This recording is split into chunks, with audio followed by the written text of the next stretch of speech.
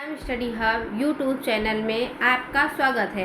आज मैं आप लोगों को बिहार शिक्षक भर्ती 2023 का भारतीय राष्ट्रीय आंदोलन पढ़ाऊंगी और आज के जो सारे क्वेश्चन हैं ये क्वेश्चन बीपीएससी के द्वारा पूछे गए क्वेश्चन हैं। चलिए आज का सीरीज नंबर 5 है। क्वेश्चन स्टार्ट करते हैं। अब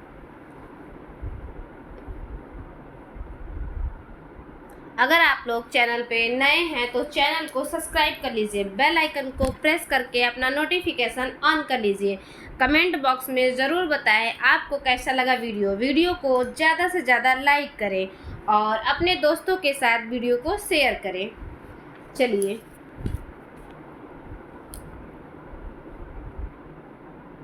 क्वेश्चन नंबर 1। चलिए आज का जो है क्वेश्चन नंबर 1 है,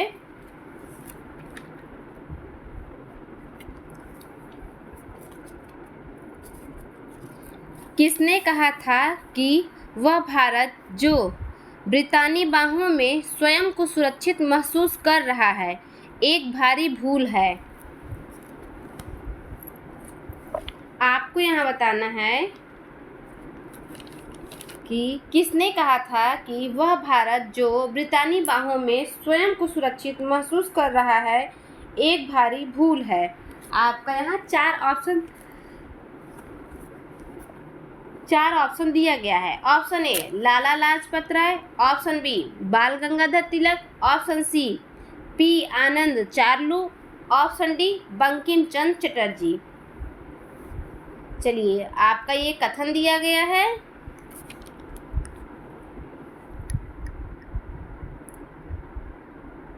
ये है आपका यहाँ कथन और आपको बताना है कि कौन सा कथन आपका यहाँ किसने ये बोला है। ये कथन किसने कहा था कि यह भारत जो ब्रितानी बाहों में स्वयं को सुरक्षित महसूस कर रहा है एक भारी भूल है। 4 ऑप्शन है। आपका यहाँ जो राइट आंसर है वो है आपका option C P Anand चारलू। P Anand चारलू जी ने कहा था वह भारत जो ब्रितानी बाहों में स्वयं को सुरक्षित महसूस कर रहा है एक भारी भूल है।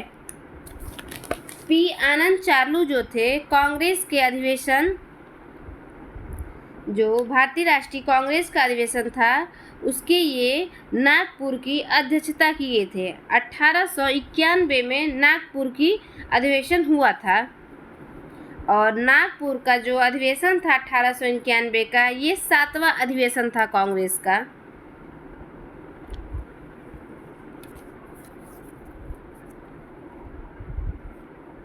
पी आनंद चारलू ने भारतीय राष्ट्रीय जो कांग्रेस के 7वें अधिवेशन की अध्यक्षता 1891 में नागपुर में किए थे। चलिए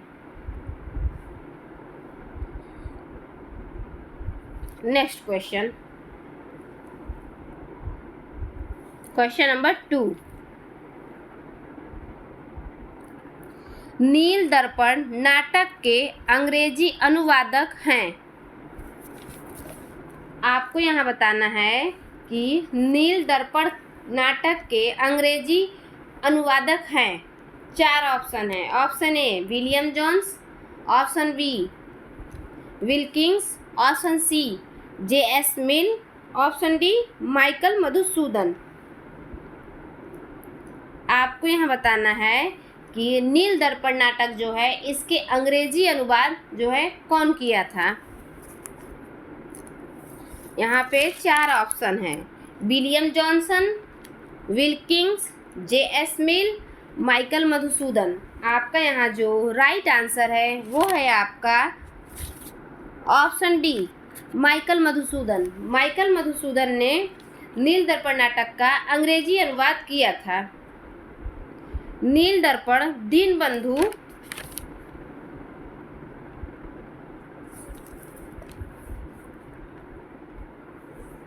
दीनबंधु मित्र द्वारा लिखा गया था। यह मूल रूप से बंगाली में लिखा गया था। इसे इंडिगो प्लांटर्स मिरर के नाम से भी जाना जाता है। इसका अंग्रेजी में अनुवाद माइकल मधुसूदन दत्ता ने किया था।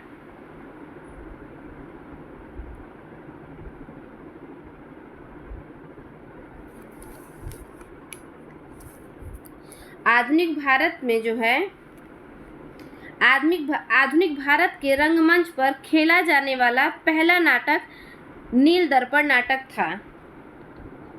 जो विलियम आपका यहाँ पे ऑप्शन है ए है विलियम जोन्स। विलियम जोन्स जो थे बंगाल में रॉयल एशियाटिक सोसाइटी की 1784 में स्थापना की थी। और यहाँ पे आपका सेकंड ऑप्शन जो है ऑप्शन बी विल्किंस। विल्किंस ने भगवत गीता का अंग्रेजी भाषा में अनुवाद किया था।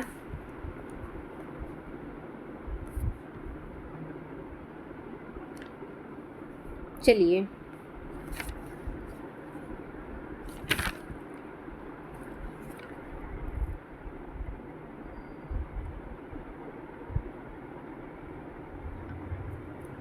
नील दर्पण जो था एक बंगाली नाटक था। इसे जो है 1898 से लेके आपका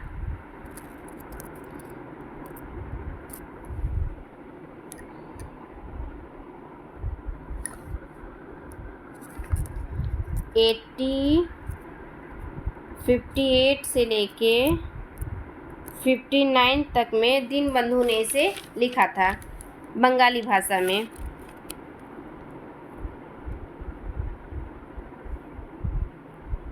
और नील दर्पण नाटक की जो विषय वस्तु थी कृषकों पे मतलब जो कृषक लोग थे उन पे हो रहे अत्याचारों पे ये लिखा गया था। नील दर्पण नाटक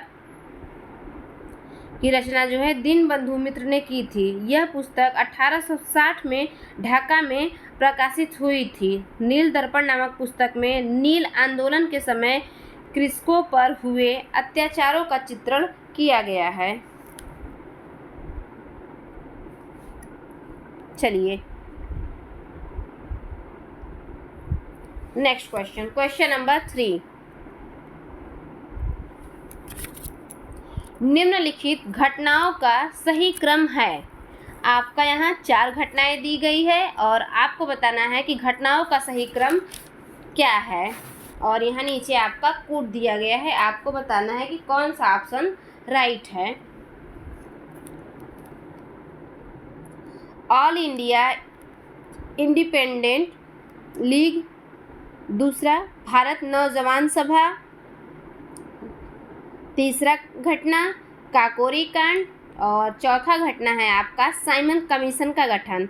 आपको बताना है कि घटनाओं का सही क्रम क्या है। All India independent league, Bharat नौजवान सभा, काकोरी कांड, साइमन कमीशन का गठन।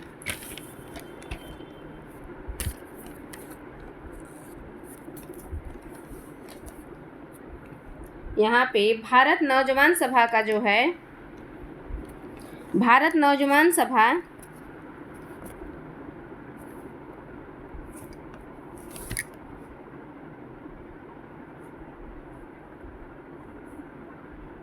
(1926) ईस्वी में जो है इसका गठन हुआ था और इसके संस्थापक भगत सिंह थे। और आपका जो काकोरी कांड है आपका तीसरा जो घटना है ये 9 अगस्त 1925 में हुआ था। काकोरी आपका ये दूसरा घटना हुआ था, ये तीसरा घटना हुआ था। और आपका यहाँ पे जो ऑल इंडिया इंडिपेंडेंट लीग है इसका जो है स्थापना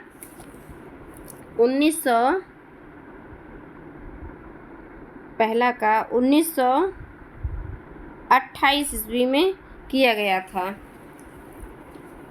जवाहरलाल नेहरू और सुभाष चंद्र बोस के द्वारा। और काकोरी कांड जो था आपका यहाँ पे 9 अगस्त 1925 ईस्वी में अशफाक उल्ला खां, रोशन सिंह, राजेंद्र लहारी और राम प्रसाद बिस्मिल आदि लोग इसमें शामिल थे। और इन लोगों को फांसी की सज़ा दी गई थी और कुछ लोगों को काला पानी की सज़ा दी गई थी। और आपका जो चौथा कथन घटना है साइमन कमीशन का गठन, तो साइमन कमीशन का गठन जो है ये आपका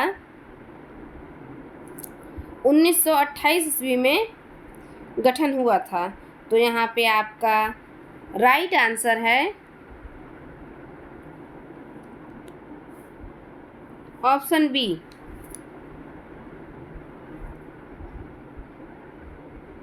ऑप्शन बी जो है आपका यहाँ पे राइट है।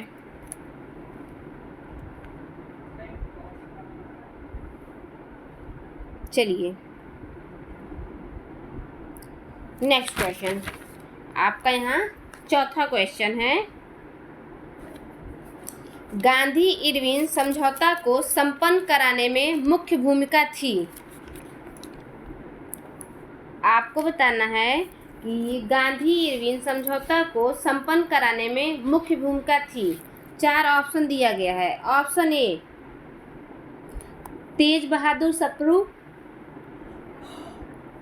ऑप्शन ए तेज बहादुर सप्रू और Ambedkar ji, option B M R. Jayakar और अंबेडकर, ऑप्शन सी मदन मोहन मालवीय और M R. Jayakar, option D M R. Jayakar और तेज बहादुर सप्रू।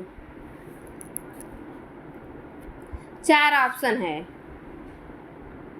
चलिए बताइए इसमें से कौन सा आंसर जो है आपका यहाँ पे राइट है।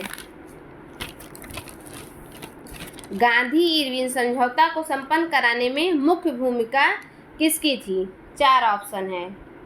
तेज बहादुर सप्रू और Ambedkar ji, option B M R. Jayakar और अंबेडकर, ऑप्शन सी मदन मोहन मालवीय और M R. Jayakar, option D M R. Jayakar और तेज बहादुर सप्रू। आपको यहाँ बताना है कि कौन सा आपका यहाँ पे राइट है।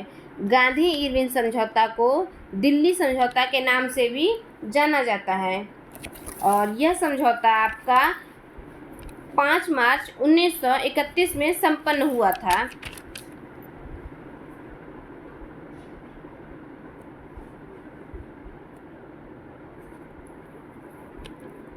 मार्च 1931 को संपन्न हुआ था। लंदन के द्वितीय गोलमेज सम्मेलन में पूर्व महात्मा गांधी और तत्कालीन वायसराय लॉर्ड इरविन के बीच एक राजनीतिक समझौता हुआ जिसे गांधी इरविन समझौता के नाम से जाना गया। इसे दिल्ली पैक्ट भी कहते हैं। हिंसा के आरोपियों को छोड़कर बाकी सभी राजनीतिक बंदी को रिहा कर दिया गया था और जो पहला गोलमेज सम्मेलन था इसमें कांग्रेस भाग नहीं लिया था और पहला गोलमेज सम्मेलन लंदन में हुआ था। अंग्रेजों को शामिल करने के लिए जो है गांधी और इरविन के बीच में समझौता हुआ था। गांधी जी जो है अपनी जो है मांगे इरविन के सामने रख रहे थे और इरविन जो है अपनी मांगे गांधी को दे रहे थे और ये दोनों एक दूसरे के मांगों से सहमत थे और एक दूसरे के मांगों को स्वीकार कर रहे थे।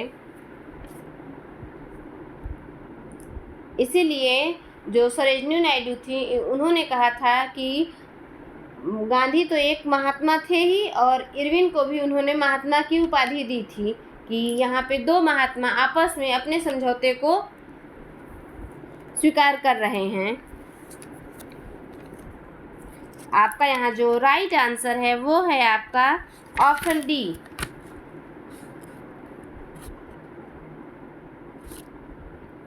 एम.आर. जयकर और तेज बहादुर सप्रू गांधी इरविन समझौता को संपन्न कराने में इनकी मुख्य भूमिका थी।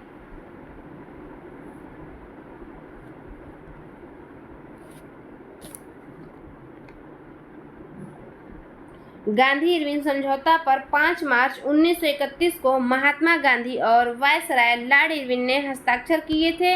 इस समझौते में गांधी ब्रिटिश शासन के खिलाफ भारत में सविनय अवज्ञा आंदोलन को समाप्त करने और दूसरे गोलमेज सम्मेलन में शामिल होने के लिए सहमत हुए थे। चलिए नेक्स्ट क्वेश्चन, क्वेश्चन नंबर 5। 1939 के वर्ष में राष्ट्रीय आंदोलन में घटित होने वाली घटनाएं हैं। आपको यह बताना है कि 1939 के वर्ष में राष्ट्रीय आंदोलन में घटित होने वाली घटनाएं हैं। यहाँ पे 4 घटनाएं दी गई हैं। पहली घटना है त्रिपुरी अधिवेशन, और दूसरा घटना है व्यक्तिगत सत्याग्रह, तीसरी घटना कांग्रेस मंत्रिमंडलों का इस्तीफा, चौथी घटना धन्यवाद दिवस। ये 4 घटनाएं हैं और इनका आपका सही क्रम जो है आपको लगाना है। आपको बताना है कि 1939 वर्ष में राष्ट्रीय आंदोलन में घटित होने इनमें से कौन सी घटनाएं हैं। आपका यहाँ जो पहली घटना है त्रिपुरी अधिवेशन। त्रिपुरी अधिवेशन जो था कांग्रेस का, ये जनवरी 1936 में दोबारा कांग्रेस के अध्यक्ष बने थे सुभाष चंद्र बोस, और सुभाष चंद्र बोस पट्टाभी सीतारामैया को हरा के जो है सुभाष चंद्र बोस इसके अध्यक्ष बने थे।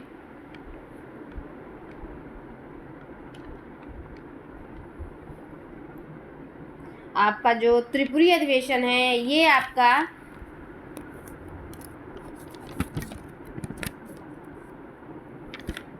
1939 में हुआ था, और दोबारा कांग्रेस के अध्यक्ष जो हैं सुभाष चंद्र बोस बने थे पट्टाभी सीतारामैया को हरा के, और गांधी जी ने पट्टाभी सीतारामैया को कांग्रेस अध्यक्ष के लिए है जो चुने थे। और इनकी जो हार हुई थी पट्टाभी सीतारामैया की, तो गांधी जी ने कहा था ये पट्टाभी सीतारामैया की हार नहीं है, ये हमारी हार हुई है।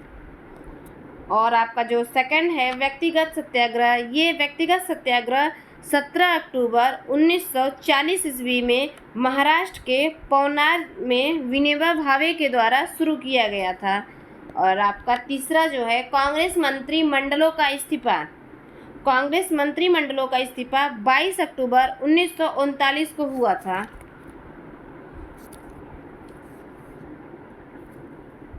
आपका जो चौथा है धन्यवाद दिवस। धन्यवाद दिवस भी 22 दिसंबर 1939 को मुस्लिम लीग ने मुक्ति दिवस मनाया था। इसे मुक्ति दिवस के रूप में मुस्लिम लीग ने मनाया था, और इसे धन्यवाद दिवस के रूप में भी जाना जाता है। इसलिए आपका ऑप्शन जो है पहला, तीसरा और चौथा।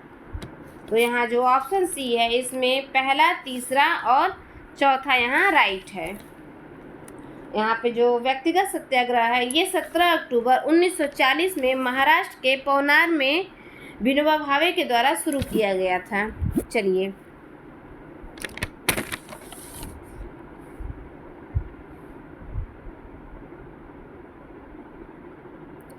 Next question, question number 6। Subhash Chandra Bose किस वर्ष भारत से निकल गए थे?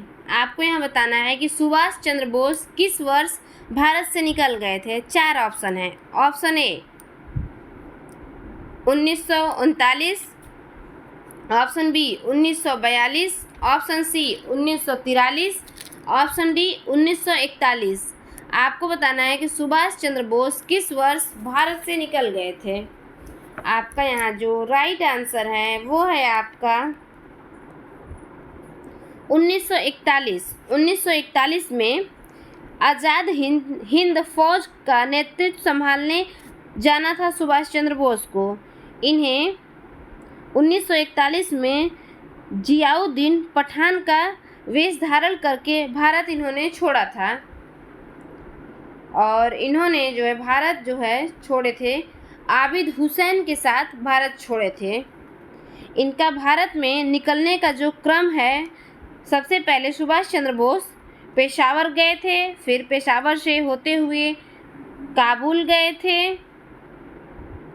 काबुल के बाद ये जर्मनी गए थे, जर्मनी से होते हुए फिर इन्होंने जापान पहुँचे, और जापान के बाद इन्होंने सिंगापुर पहुँचे। 2 वर्ष समय लगा था इनको सिंगापुर जाने के लिए, और 1943 में ये सिंगापुर में पहुँचे। 2 जुलाई 1943 में आज़ाद हिंद फौज का नेतृत्व संभाला था सुभाष चंद्र बोस ने।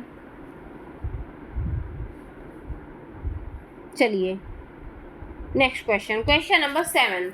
निम्नलिखित कथनों पर विचार कीजिए। भारत छोड़ो आंदोलन 8 अगस्त 1942 के दिन प्रारंभ हुआ था। दूसरा कथन है भारत छोड़ो आंदोलन की वापसी की घोषणा 1945 में हुई थी। आपको यहाँ बताना है कथन कौन सा आपका यहाँ पे राइट है। पहला कथन है भारत छोड़ो आंदोलन 8 अगस्त 1942 के दिन प्रारंभ हुआ था। दूसरा कथन है भारत छोड़ो आंदोलन की वापसी की घोषणा 1945 ईस्वी में हुई थी। आपका जो राइट आंसर है वो है आपका भारत छोड़ो आंदोलन 8 अगस्त 1942 नहीं है। आपका यहाँ जो 8 अगस्त को नहीं प्रारंभ हुआ था, 8 अगस्त 1942 को घोषणा हुई थी बम्बई के ग्वालियर टैंक से भारत छोड़ो आंदोलन के लिए। और भारत छोड़ो आंदोलन 9 अगस्त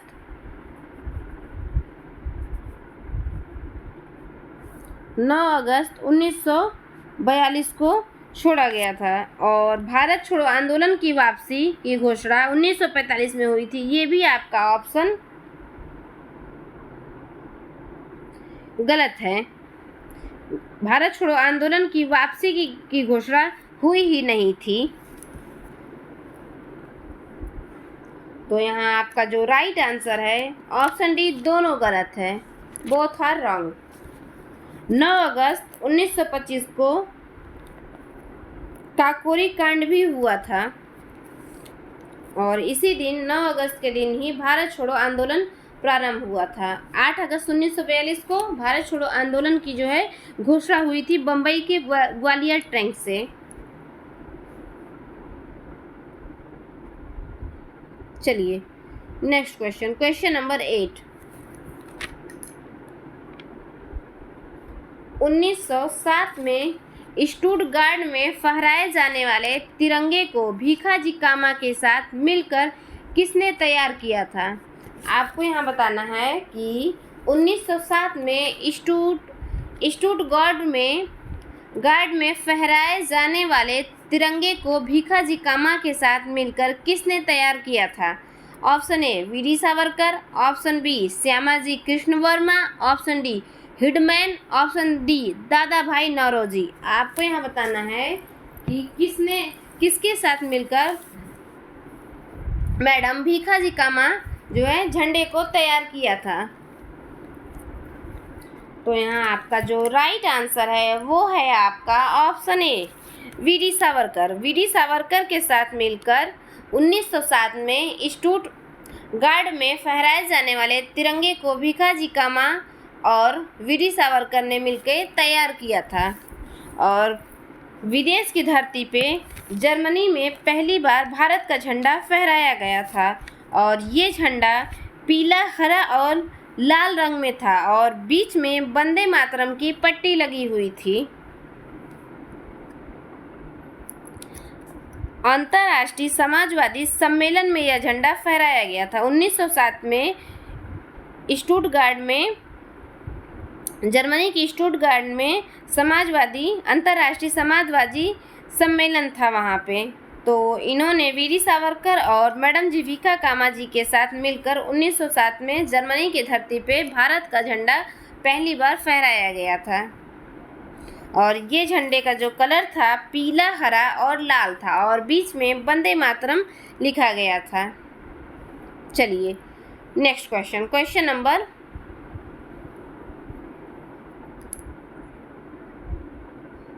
9। कैबिनेट मिशन योजना से संबंधित निम्नलिखित कथनों में सही कथन है। आपका यहाँ 3 कथन दिया है और आपको बताना है कि कैबिनेट मिशन योजना से संबंधित निम्नलिखित कथनों में सही कथन है। पहला कथन है योजना में संविधान सभा के गठन का प्रावधान था। दूसरा कथन है मुस्लिम लीग की पाकिस्तान की मांग स्वीकार की गई थी। तीसरा कथन है प्रांतों को अ, ब और स 3 श्रेणियों में विभाजित किया गया था। आपको यहाँ बताना है कि कैबिनेट मिशन योजना से संबंधित कौन सी कथन आपका यहाँ पे राइट है।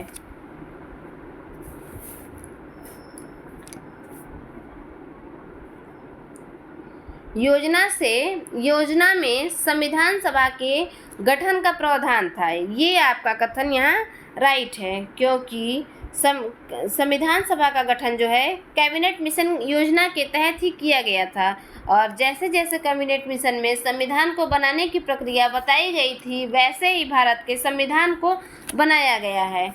और आपका दूसरा कथन है मुस्लिम लीग की पाकिस्तान की मांग को स्वीकार करना। यहाँ पे मुस्लिम लीग की पाकिस्तान की मांग स्वीकार की गई थी, ये आपका कथन गलत है। कैबिनेट मिशन में ऐसा कुछ नहीं था। मुस्लिम लीग की पाकिस्तान की मांग अस्वीकार की गई थी। और आपका तीसरा कथन है प्रांतों को अ, ब और स 3 श्रेणियों में विभाजित किया गया था। ये कथन भी आपका राइट है।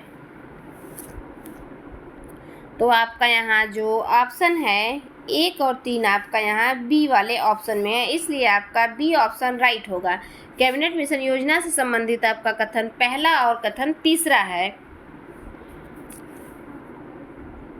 आपका 389 सदस्य कुल संविधान सभा में सदस्य थे, और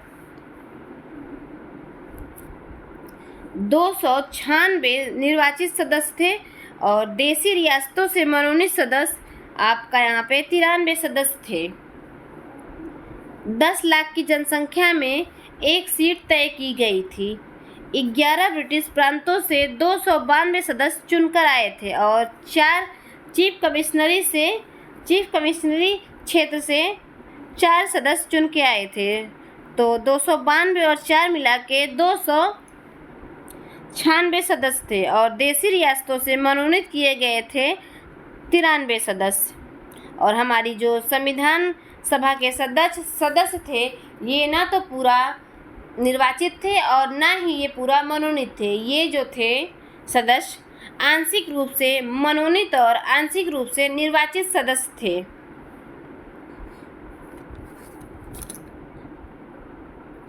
चलिए नेक्स्ट क्वेश्चन नंबर 10। तारकनाथ दास किसके सहयोगी थे? आपको यहाँ बताना है कि तारकनाथ दास किसके सहयोगी थे। 4 ऑप्शन है। Option A Ramnath Puri, option B Lala Hardayal, option C Rash Behari Bose, option D G D Kumar. आपको बताना है कि तारकनाथ दास किसके सहयोगी थे। 4 ऑप्शन है। रामनाथ पुरी, लाल हरदयाल, रासबिहारी बोस, जीडी कुमार। आपका यहाँ राइट आंसर है तारकनाथ दास के सहयोगी जीडी कुमार थे। Option D G D Kumar right है। तारकनाथ दास की भूमिका जो है कनाडा में सक्रिय थे, और इन्होंने स्वदेश सेवक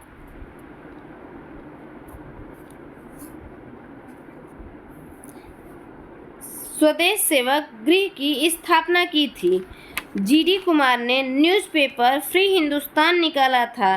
कनाडा में तारक दास ने यह जो है न्यूज़पेपर निकाले थे। चलिए नेक्स्ट क्वेश्चन नंबर 11। HSRA से संबंधित निम्नलिखित कथनों में सही है। आपका यहाँ 3 कथन है। आपको बताना है HSRA से संबंधित निम्नलिखित कथनों में सही है। कथन ए, यह HRA का पुनर्गठित रूप था। दूसरा कथन, इसका पुनर्गठन 1928 में हुआ था। तीसरा, इसका पुनर्गठन भगत सिंह के नेतृत्व में हुआ था। आपका यहाँ 4 ऑप्शन दिया गया है। आपको बताना है कि कौन सा ऑप्शन आपका राइट है। पहला है यह HRA का पुनर्गठित रूप है, ये आपका कथन राइट है। दूसरा कथन है इसका पुनर्गठन 1928 में हुआ था, ये भी कथन आपका राइट है। तीसरा कथन है इसका पुनर्गठन भगत सिंह के नेतृत्व में हुआ था, नहीं, इसका जो है नेतृत्व चंद्रशेखर आजाद जी ने किए थे।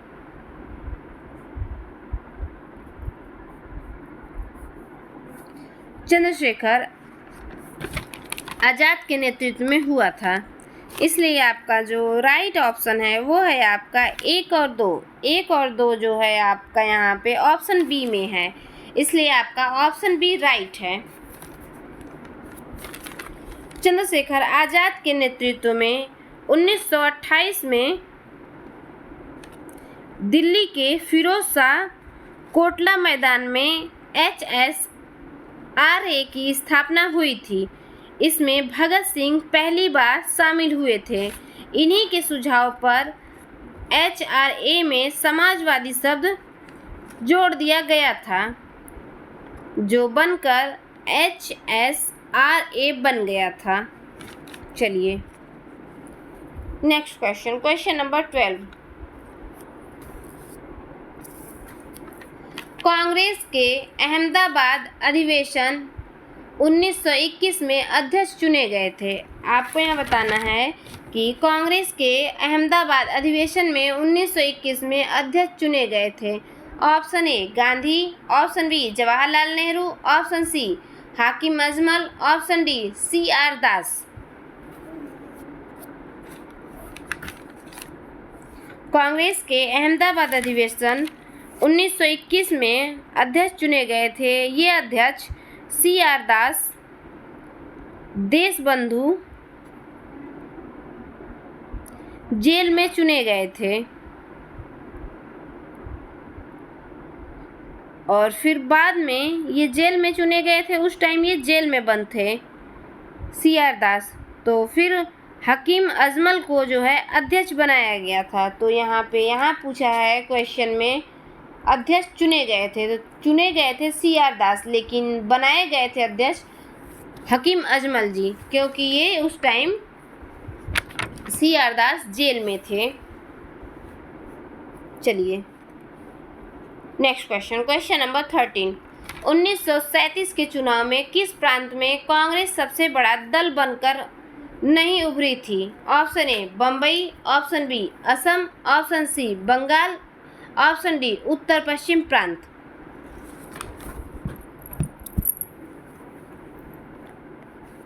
उन्नीस के चुनाव में किस प्रांत में कांग्रेस सबसे बड़ा दल बनकर नहीं उभरी थी? आपका यहाँ 4 ऑप्शन है, बम्बई, असम, बंगाल, उत्तर पश्चिम प्रांत। 1937 के चुनाव में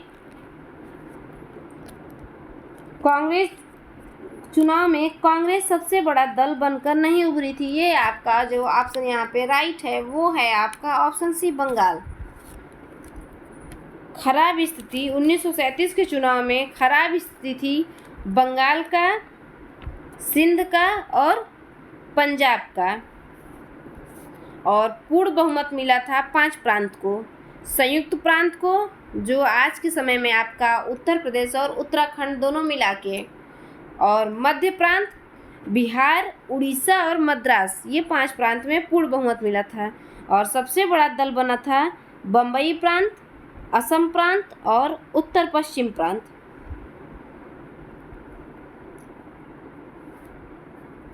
उस टाइम बंगाल में जो है बंगाल की दशा अत्यंत दयनीय थी और बंगाल में प्रजा कृषक पार्टी के फजलू जो थे वो वहाँ के PM बने थे। मतलब आज के टाइम में हमारे यहाँ जैसे CM बनते हैं वैसे वहाँ पे उस टाइम PM बने थे, प्रधानमंत्री।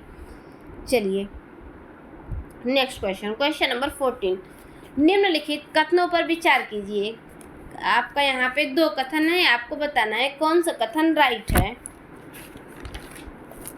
रविन्द्रनाथ टैगोर ने सर्वप्रथम बांग्ला भाषा में राष्ट्रीय साहित्य की रचना की थी। कथन 1 है। कथन 2 है, रविन्द्रनाथ टैगोर ने स्वदेशी आंदोलन के दौरान आमार सोनार बांग्ला नामक गीत लिखा था। 4 ऑप्शन है, आपको बताना है कौन सा कथन राइट है। रविन्द्रनाथ टैगोर ने सर्वप्रथम बांग्ला भाषा में राष्ट्रीय साहित्य की रचना की थी, ये गलत है,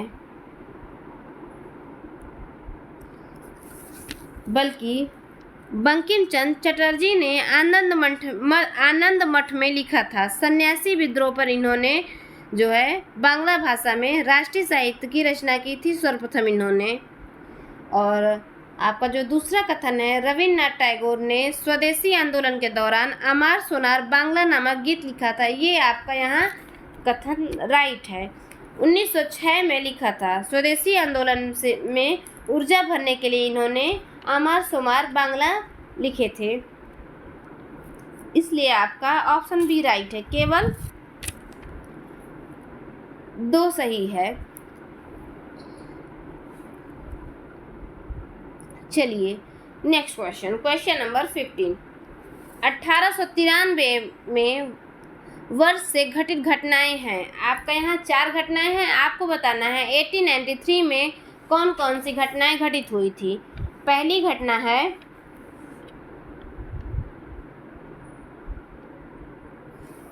घटना है गांधी का दक्षिण अफ्रीका में आगमन।